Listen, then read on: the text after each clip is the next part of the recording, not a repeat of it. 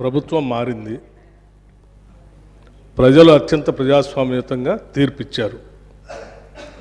మేము చాలా విషయాల హృదయంతో ప్రభుత్వం తరఫు నుంచి చాలా స్పష్టంగా చెప్పాం. అత్యంత ప్రజాస్వామ్యయుతంగా సభను నడుపుకుందాం,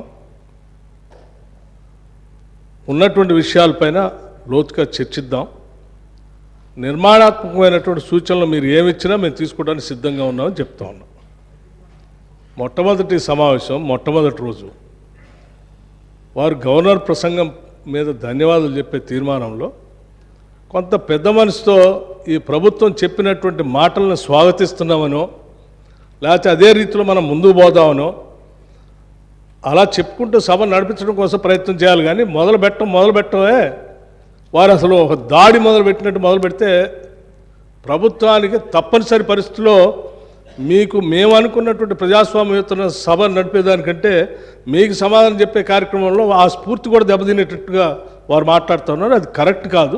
దయచేసి మీరు ఏం చేశారనుకుంటున్నారో చెప్పండి, మేము ఏం చేయాలనుకుంటున్నారో చెప్పండి. దాని ద్వారా రాష్ట్రానికి ఏమైనా చేద్దామనేటువంటి ఆలోచన ఉండాలి తప్ప మీరున్న టైంలో గన్ సెంటర్లు ఉన్నాయి, మీరున్న టైంలో అసలు నీళ్ళే లేవు. నీళ్ళు ఏడలేవండి. ఆర్డబ్ల్యూఎస్ పథకం ద్వారా మొత్తం రాష్ట్రంలో దాదాపు 70 నుంచి 80% నీళ్ళు ఇచ్చారు. మా ఆదిలాబాద్ నుంచి నేను ఖమ్మం వరకు చెప్తాను, నేను ప్రతి ఊరితో సహా లెక్కలతో సహా చెప్తాను. చివరి గోండుగూడెల్లో కూడా మీరు చెప్పినటువంటి ఆర్డబ్ల్యూఎస్ దాదాపు 43,000 కోట్ల రూపాయలతో ఖర్చు పెట్టారు. ఏడాది ఒక్క గ్రామంలో నీళ్ళు వస్తున్నాయండి. ఇప్పటికి కూడా ఐటీడీ నీళ్ళే తాగుతూ ఉన్నాం, వేసినటువంటి బోర్లు బావిలో నుంచి నీళ్ళు తాగుతున్నామని చెప్తా ఉన్నారు.